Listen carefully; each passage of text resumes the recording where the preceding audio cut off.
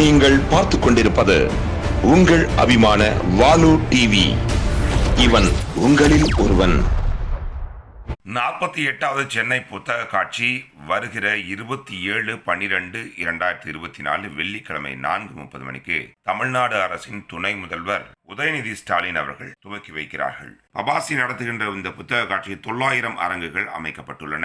ஒவ்வொரு ஆண்டும் புத்தக காட்சியில் கலைஞர் பொற்கிழி விருதுகள் வழங்கப்படுகிறது. இந்த ஆண்டு 6 படைப்பாளிகளுக்கு அந்த விருது வழங்கப்பட இருக்கிறது.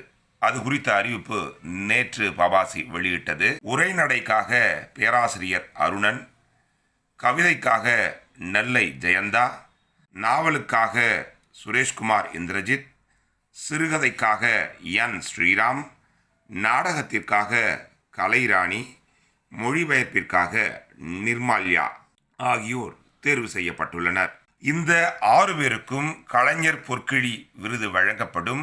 மேலும் தலா 1 லட்சம் ரூபாய் இவர்களுக்கு பரிசு தொகையாக வழங்கப்படும். இந்த பரிசு தொகை கலைஞர் கருணாநிதி அளித்த 1 கோடி ரூபாயில் இருந்து ஒவ்வொரு ஆண்டும் வழங்கப்பட்டு வருகிறது என்பது குறிப்பிடத்தக்கது. அதே போல இந்த ஆண்டு பபாசியின் படைப்பாளர்கள் விருது பெறுவோர் யார் என்று பார்க்கலாம்.